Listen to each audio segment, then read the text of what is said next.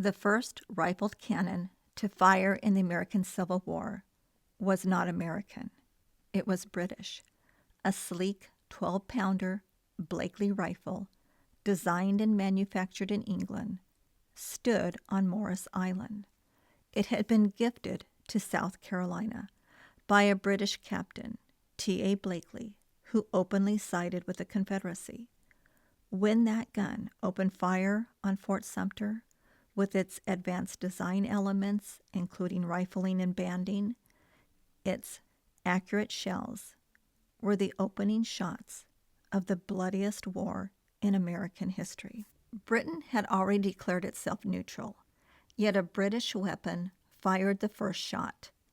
4 years later, in March 1865, when Sherman's army marched into Cheraw, South Carolina, among the abandoned Confederate artillery, they found another Blakely, a heavy 32-pounder, still stamped with the inscription, "To the Sovereign State of Carolina, by a citizen abroad, March 4th, 1861.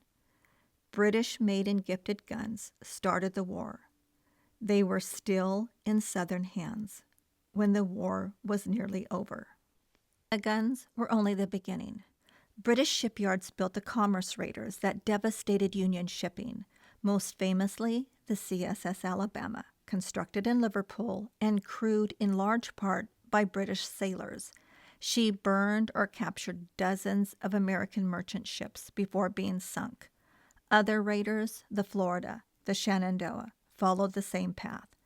British firms supplied hundreds of thousands of rifles, tons of gunpowder, artillery, and uniforms.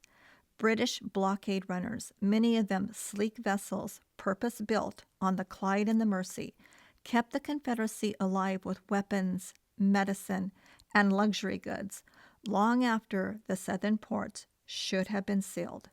Officially, the British government proclaimed neutrality.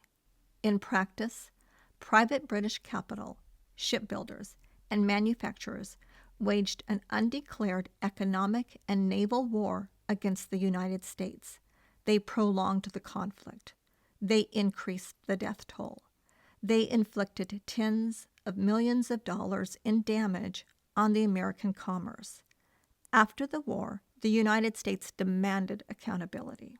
In the Alabama claims, Britain was forced to pay $15.5 million in gold for the destruction caused by the raiders it had allowed to be built and escaped.